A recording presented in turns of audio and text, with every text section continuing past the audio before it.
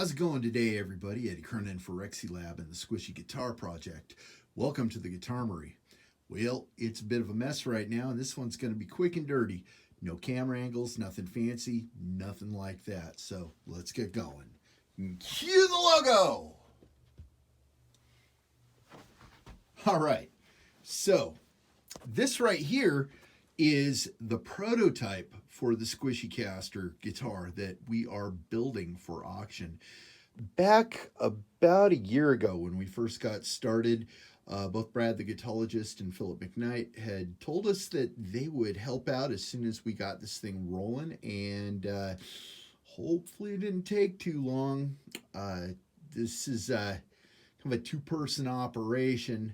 I do the guitar work, and Angie runs the nonprofit, so we both have full-time lives, and sometimes things take longer than both of us would like, but well, we're getting ready to do it now. So let's go through this thing, and everything that's on the prototype, except for the bridge, is going to be on the actual auction guitar. So let's start out with the new Shaler S-Locks. Now, I know that right there looks like just your same old standard, but it's not. And the locks that come with it are they're way better than what Shaler used to make. And what they used to make was what I thought was the absolute best. And we move to the bridge. This is only on the prototype. On the actual auction guitar itself, it's going to be a 2-point Wilkinson by Goto, but this is a 6-hole hip shot, and it is no slouch. Next, we move on to the pickups, and this right here is a good percentage of where the magic of this guitar comes from. These are Seymour Duncan pickups. They're true single coils. They're Alnico 5, but they're also coil tappable. I got a little rant about why you shouldn't say that a humbucker's coil tappable, with the exception of Ibanez and their power tap. But essentially, you can get both a vintage Strat sound out of these things, and you can also get a great big, almost P90 sound out of them because they are overwound. But you can tap into the coil, and there you go. Well, like I said, I've got a way more wordy explanation in a different video on the channel if you're interested. So we run down the wires here, and they go all the way to this little mini toggle right here. And usually these things are double pull, double throw, or maybe double pull, triple throw, but this one right here is triple pull, double throw. And what that means is that I can run all the coil taps to this little switch right here, and when it's up, it's tapped. When it's down, it's full. What that means basically is when it's up, it sounds vintage, and when it's down, it sounds modern. So you get double the tones out of this guitar already. Your typical 5-way switch times 2 is 10. And that would really be something if this was a typical 5-way switch, but it's not. You might be able to see that circuit board right on there. This is a freeway switch, and it's a 10-way switch. So you have your typical Strat sounds, which would be bridge and middle in parallel, middle, neck and middle in parallel, and neck. Well, if we go here, check this out. This is really cool. You see that? It's like a stick shift. So in this position, it's these two pickups in series. And this one right here is reverse wound, reverse polarity. So it will buck the hum. In fact, it's, for all intents and purposes, humbucker like that. Then we go here, and it's all three in parallel, which gives you a really cool quacky sound. Then we go here, and it's these two in series. And that's kind of a bonus tone. With like the 4-way mod on a Tele, you can get it, but it's not something that people do a whole heck of a lot, but it's not terribly uncommon. When we go to the next position, it's these two in parallel, which is a lot more traditional Telecaster, or like your typical Les Paul or something like that, usually when both pickups are going there in parallel. And then when we go all the way forward, it's these two in series. Once again, reverse wound, reverse polarity, combined with this is basically a humbucker. It's basically bucking the hum. So that is what we've got going on here. And remember, vintage, modern, tapped, full. So 10-way switch times 2 equals 20 different tones out of this thing. And I'm here to tell you that I put this thing together and put it in a beater guitar and hung it in the local shop and let everybody just beat the ever-living crap out of it. And the feedback was pretty positive. But the thing that everybody said was, no matter what switch you flip, man, can you tell the difference? So that was what I was going for. This is another little feature that I like to do. This right here is only hooked up to the neck pickup. Well, why would I want to do that? Well, if you think about a typical Strat, one tone goes here, one tone goes here. That right there is just wide open. Well, I find that most people just leave this thing wide open anyway.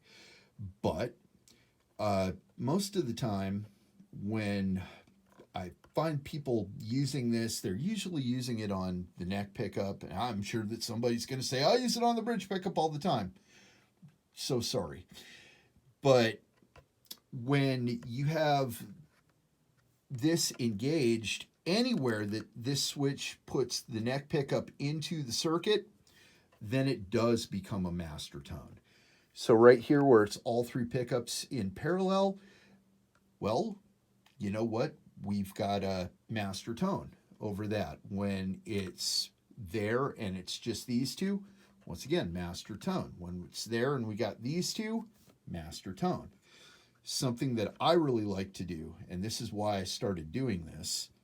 Remember, it's up, so these two are in series like a neck humbucker. And dial this back, and because the strings are more floppy up here, it's got kind of a more natural bassy tone. The strings are really, really taut down here, so this accentuates your highs. So I like to encourage the difference, roll off a bunch of the highs for the neck, and then you can have that, and then shoot it right down there, and then you've got no bass, just all the highs are going through, and it's quite the contrast. Really, really cool.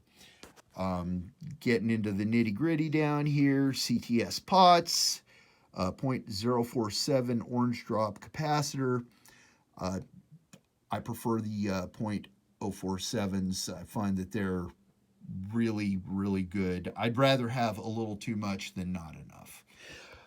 In here, I didn't even skimp on the jack. This is a pure tone jack, and the cool thing about the pure tone is that instead of 2 contact points, it has 4. So this thing really grabs your jack and it doesn't let it go. So let's talk about a few of the aesthetic things now, and we'll start with these knobs. These were made for us custom by Woodland Cast, and it's really cool because this guitar does represent children with rare and terminal diseases, and specifically Angie's daughter, Squishy, who she has 9 of them. And actually, to tell you the truth, every single color on this guitar represents, it's one of the awareness ribbon colors of each of the 9 diseases that she has. So there's that right there. But this right here, when I was showing Angie these cool woodland cast knobs and everything, she insisted on the ones with the cracks because she felt that they not only represented her daughter, but all children that are dealing with rare and terminal diseases. Whereas the crack is not only nothing to try to hide, nothing to be ashamed of, but it's actually what makes this extremely unique and beautiful. All right, so let's move on to the paint. Up here in the little pink heart, which, you know what, I just lied to you. Pink is not an awareness color. Pink is Squishy's favorite color. And this is modeled after the door that she painted that started the whole nonprofit. So this is modeled after that door. If you haven't seen pictures of the door, you will if you follow us at all. Well, we've got the little silhouette of Squishy riding T-Bone, so we affectionately call this Squishbone. And in the silhouette, it's just kind of our little mascot. Iron Maiden has Eddie. We've got Squishbone. The paint itself, this is high quality automotive paint, and Acadiana Paint and Supply has been great about helping us out. Without them, we couldn't have made this happen. We would have come up with something, but I doubt it would have been as good. And because this is modeled after a glass door that a little girl painted, it was very important to us that the brush strokes showed through, but then there was a really, really good, beautiful, high gloss, professional clear coat over the top of it. And man, mission accomplished. The gray lines obviously represent the taped off parts that Angie pulled away and left a window. And that's about it for the front. So we can move to the back now. This is exceptionally cool. I have a friend that I've known for over 20 years named Larry Mosier. He and I went through all our deep sea diving stuff together, and he owns a company called Rugged Ironworks, and he has this laser etching machine. So he put Squishbone in a bunch of neck plates for us, and there we go. Here it is on the back. Very cool. Then, this is something I'm exceptionally excited about. I've never used one of these things before. This is a tone claw. I don't know how many of you actually think about your vibrato system claw. If you're like me, not ever at all. You know, they always seemed like you've seen them all, you've seen them all. This thing, everything about it is amazing. I mean, it locks everything in here to where it's just solid. Even if it doesn't improve the tone, that's good enough for me to where I will continue to use them, but I'm pretty sure this is going to help the tone out. So, then we move on. This is really cool too. Once again, Woodland Cast made us these special tuner buttons. These are zebra, and the zebra pattern, that's rare disease awareness. But these are Graphtec ratio locking tuners. I have yet to try these, but I love locking tuners, and I've never come across anything by Graphtec that I didn't like. The entire concept behind these of different strings have different tension, so they need a different gear ratio. Genius. I love it. I can't wait to try it. And I really do. I love locking tuners, whether they're Godo or Hipshot or Planet Waves or Spurzell. they all have something that makes them exceptionally cool. And the ratio thing, it's just really exciting. And I've never heard anybody complain about them. Next will be the neck. So this is a SQUISHYCASTER, an Alexandra SQUISHYCASTER. Alexandra is her real name, Squishy is her nickname. And the warrior T-Rex princess is what Angie calls her.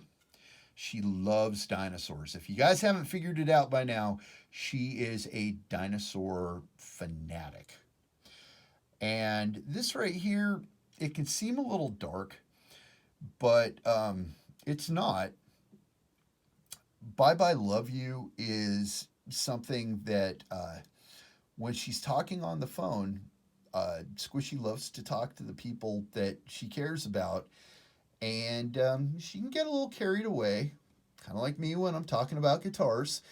So when she's gotta go, Angie will say, "You'd say bye bye, love you." So that just, it fit there perfect.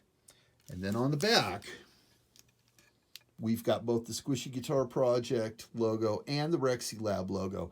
And this right here, let's just talk a little bit about this in partnership with, because there seems to be a little bit of confusion. So I would like to clear this up right now. The Squishy Guitar Project is a 501c3 registered nonprofit listed on Charity Navigator and a few other places. And it was started by my friend Angie as a living tribute memorial to her daughter that has 9 rare diseases, 4 of which are terminal. Rexylab is my side hustle. We are partners. Now, when it comes to the nonprofit stuff, I'm completely out of my element. That's all Angie. She is a brilliant businesswoman, and obviously having a daughter with so many rare and terminal diseases, this is near and dear to her heart. I'm a guitar nerd. That's what I bring to the table. Angie, she's not a guitar person per se. She doesn't play or anything like that, but her other 2 kids do. And way back in the day, when they first brought Squishy home from the hospital and said they'd exhausted everything that they could do, just take her home and love her as long as you can, both her son and her daughter sat there with their brand new baby sister, and they just strummed an acoustic guitar and just sat with her. And that's why the Squishy Guitar Project is so important to Angie. Okay. Yeah, so let's do a quick rundown of sponsors. So, Hipshot, Seymour Donkin, Acadiana Paint, Woodland Cast, Graphtech, and Rugged Ironworks. But there's one other sponsor that I need to mention, and this right here, as I said, this is the prototype.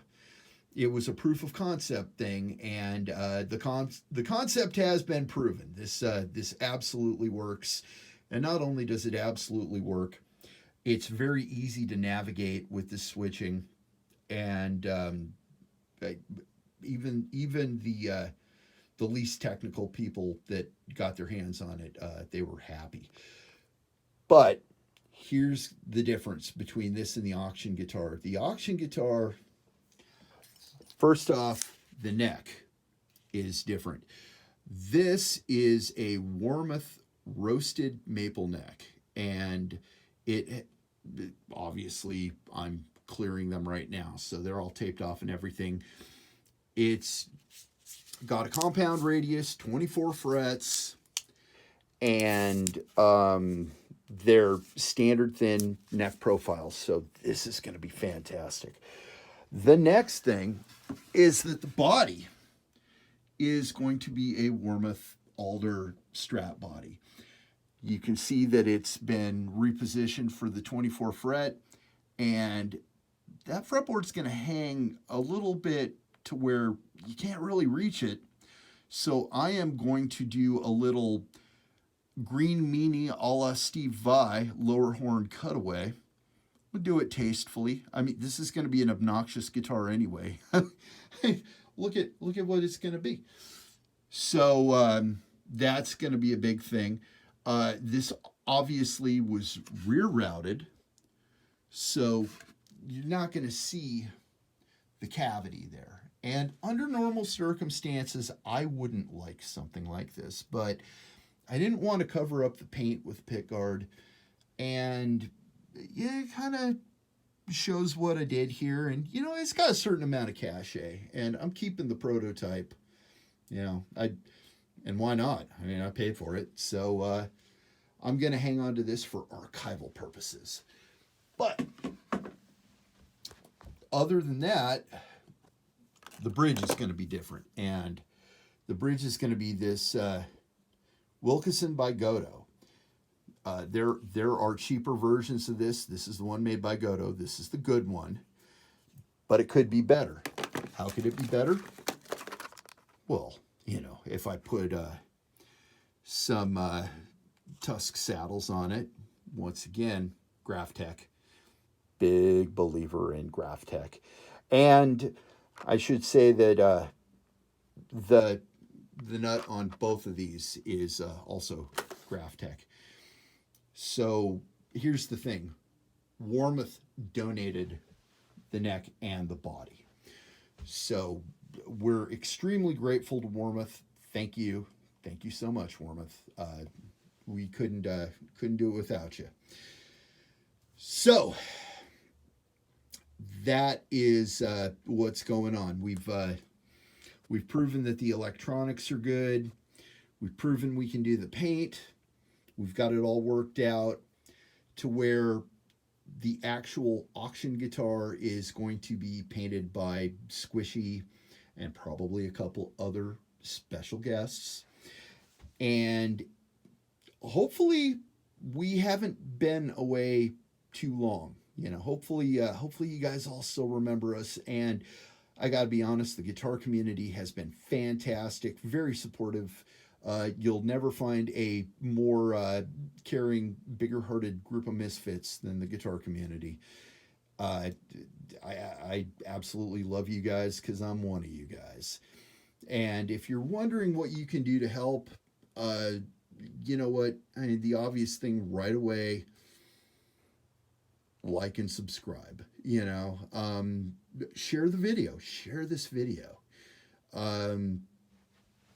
If you subscribe to the Rexylab channel, then you will see all the custom guitar stuff that I do. If you subscribe to the Squishy Guitar Project channel, then you will be privy to all of the rare disease stuff and other things that aren't covered under this guitar nerdiness part of it. That is my part.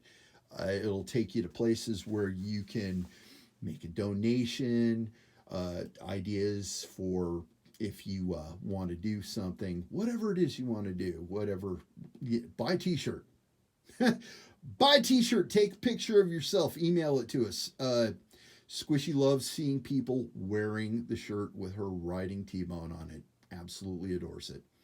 So that's it, you guys. We're going to be hard at work on this next one, and we've got other really cool projects coming up too. So until next time, this has been Eddie Kernan for Rexylab and the Squishy Guitar Project, raising funds for sick children, one auction guitar at a time.